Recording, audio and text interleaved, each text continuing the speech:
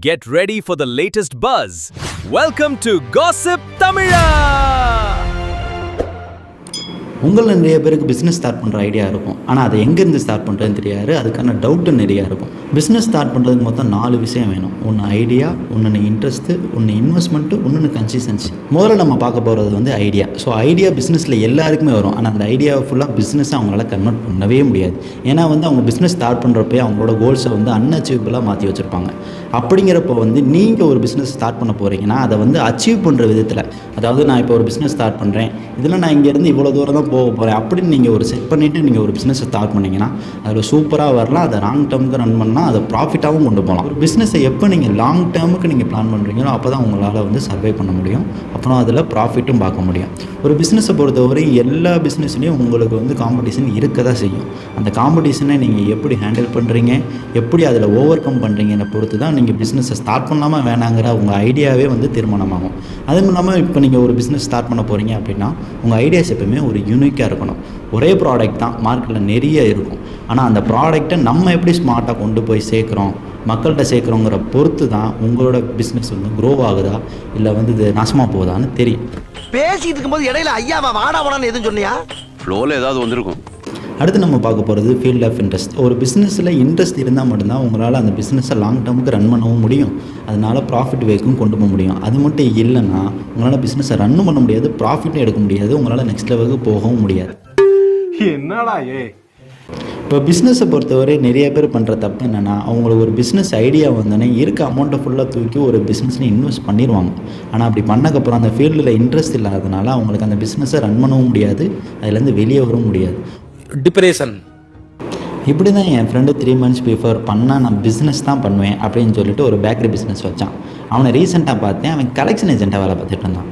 என்னடா ஏன்டா இங்கே வேலை பார்த்துக்கிட்டு இருக்க அப்படின்னு நான் கேட்கும். அவன் சொல்கிறான், இல்லைடா நான் பிஸ்னஸை கைமாற்றி விட்டேன் அப்படின்னு. அடப்பாவி ஏன்டா அப்புறம் பிஸ்னஸ் வச்சேன், எதுக்குடா நீ கைமாற்றி விட்ட அப்படின்னு. அவன் சொல்கிறான், ஈஸியாக சொல்கிறேன், எனக்கு ப்ராஃபிட்டே வரலடா அப்படின்னா. ப்ராஃபிட் வரலையா? ஏன்டா எல்லாருமே தான் பேக்கரி வைக்கிறாங்க, எல்லாருமே தான் பார்த்துட்டு இருக்காங்க, உனக்கு மட்டும் என்ன ப்ராஃபிட் வரல அப்படின்னு சொன்னேன். இல்லை மச்சான் எனக்கு வரல, அதனால் மாற்றி விட்டேன் அப்படின்னு சொன்னேன். எவ்வளோடியா மாற்றினேன் அப்படின்னு கேட்டேன். 3 lakhsன்னு சொன்னான். அப்போ நீ எவ்வளோடா இன்வெஸ்ட் பண்ண அப்படின்னு கேட்டேன். 10 lakhsன்னு சொன்னான். எனக்கு ஒண்ணுமே புரியல. அதுதானப்பா எனக்கும் புரியல.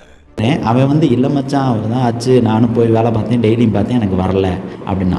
ஸோ இதுலேருந்து நம்ம என்ன தெரிஞ்சுக்கிறோன்னா, அவனுக்கு அந்த ஃபீல்டில் இன்ட்ரெஸ்ட் இல்லாமல் சும்மா வைக்கணுமே அப்படின்னு பிஸ்னஸ் வச்சது தான் இதில் பிரச்சனையே.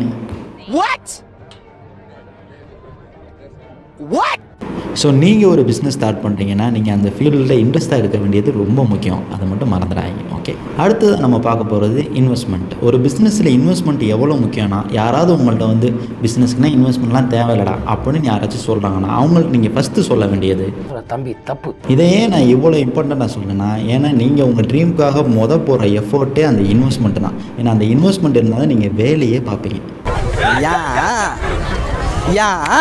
அப்படி இல்லைன்னா வேலையும் பார்க்க மாட்டீங்க, ப்ராஃபிட்டை பற்றி யோசிக்க மாட்டீங்க. இதுக்கு நான் ஒரு எக்ஸாம்பிள் சொல்கிறேன். இப்போ உங்களோட ஒரு ஃப்ரெண்டு ஒரு பிஸ்னஸ் வச்சுருக்கான். அந்த பிஸ்னஸை உங்களை பார்த்துக்க சொல்லிட்டு போகிறான். அப்போதைக்கு உங்களுக்கு ஒரு இம்பார்ட்டண்ட்டான கால் வருது. அப்போதைக்கு கஸ்டமரும் வந்துடுறாங்க. நீங்கள் கஸ்டமரை பார்ப்பீங்களா, அந்த கால் எடுக்க போவீங்களா? நீங்கள் கண்டிப்பாக என்ன பண்ணுவீங்கன்னா அந்த காலை தான் பேச போவீங்க. கஸ்டமர் வெயிட் பண்ணாட்டும் நம்ம காலை பார்த்துட்டு வந்துடுவோம் அப்படின்ட்டு போவீங்க.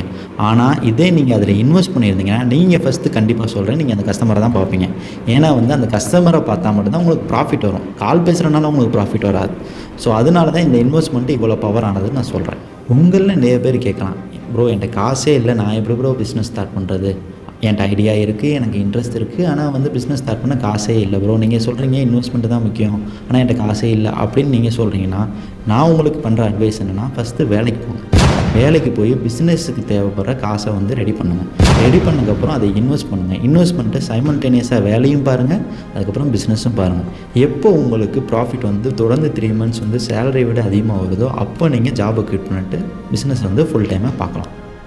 பிஸ்னஸில் எப்போவுமே லோன் வாங்கி மட்டும் இன்வெஸ்ட் ஸ்டார்ட் பண்ணவே பண்ணாதீங்க. அப்படி பண்ணிங்கன்னா ஏன் அப்படி சொல்கிறேன்னா, நீங்கள் பிஸ்னஸ் ஸ்டார்ட் பண்ணுற டேஸ்லேயே வந்து உங்களுக்கு இஎம்ஐ ஸ்டார்ட் ஆகிரும். அதனால் நீங்கள் என்ன பண்ணுவீங்கன்னா இஎம்ஐக்கு ஏற்ற அளவு தான் பிஸ்னஸ் ரன் பண்ணுவீங்க. அப்படி பண்ணிங்கன்னா உங்கள் பொட்டன்ஷியலே பிரேக் ஆகும். ஸோ அப்படி பண்ணாமல் ஒரு பிஸ்னஸை ஸ்டார்ட் பண்ணிடுங்க. பண்ணக்கப்புறம் அதில் ப்ராஃபிட் வந்துச்சுன்னா அந்த ப்ராஃபிட்டுக்கு ஃபர்தராக ஏதாச்சும் இம்ப்ரூவ்மெண்ட் பண்ணணும் அப்படின்னா நீங்கள் அப்போ லோன் வாங்கி இம்ப்ரூவ்மெண்ட் பண்ணிங்கன்னா நல்லது. ஸோ கடைசியாக நம்ம பார்க்க போகிறது கன்சிஸ்டன்சியை பொறுத்தவரையும் இப்போ நீங்கள் ஒரு பிஸ்னஸ் எடுத்துக்கிட்டிங்கன்னா அதில் உங்களுக்கு இன்ட்ரெஸ்ட் இருந்தாலும் சரி, இன்வெஸ்ட் பண்ணாலும் சரி, இந்த கன்சிஸ்டன்சி தான் ரொம்ப ரொம்ப முக்கியமான பாயிண்ட். இப்போ கன்சிஸ்டன்சி மட்டும் இல்லைன்னா நீங்கள் போடுற எஃபோர்ட் எல்லாமே வேஸ்ட்டாக தான் போகும். இப்போ பிஸ்னஸை பொறுத்தவரையும் ப்ராஃபிட்டோ லாஸோ மாறி மாறி வரதான் செய்யும். அதை நீங்கள் ஹேண்டில் பண்ணி தான் ஆகணும். ஸோ அதுக்கான வில்லிங்கும் உங்களுக்கு இருக்கணும். உங்களோட கோல்ஸை அடிக்கடி மாற்றாதீங்க. அப்படி மாற்றினீங்கன்னா அது உங்கள் பிஸ்னஸில் லாஸில் தான் கொண்டு போய் விடும். ஸோ அப்படிங்கிறப்ப நீங்கள் கோல்ஸை மாற்றாமல் ஒரு பிஸ்னஸ் ஐடியாவை எடுத்து அந்த பிஸ்னஸோட வேல்யூ ஆட் பண்ணுங்கள். அப்படி ஆட் பண்ணி அந்த பிஸ்னஸில் ஏதாச்சும் ஃப்ளாஸ் வருதுன்னா அதை சரி பண்ணுங்கள். அப்படி பண்ணி உங்களோட ப்ராஃபிட்டை ஏற்றணுமே தவிர நீங்கள் கோல்ஸை மாற்றிக்கிட்டே இருந்தீங்கன்னா உங்கள் பிஸ்னஸ் நல்லா போகவே போகாது. இப்படி நீங்கள் எல்லா ஸ்டெப்ஸையும் ஃபாலோ பண்ணதுக்கப்புறம் நீங்கள் ஒரு 3 பிஸ்னஸ் ஐடியாஸ் எடுத்து எல்லாருக்கிட்டையும் நீங்கள் டிஸ்கஸ் பண்ணிவிட்டு பிஸ்னஸுக்கு ரிலேட்டடான பேப்பர்ஸை நீங்கள் நிறைய பாருங்கள், நிறைய டிஸ்கஸ் பண்ணுங்கள். அதில் உங்களுக்கு எந்த ஃபீல்டில் பிடிச்சிருக்கோ அதில் பிஸ்னஸ் சூஸ் பண்ணுங்கள், ஸ்டார்ட் பண்ணுங்கள், சக்ஸஸ் பண்ணுங்கள். தேங்க்ஸ் ஃபார் வாட்சிங். This is business. This is my sweat. I know, but I did business. Shut up! Shut up! This is business.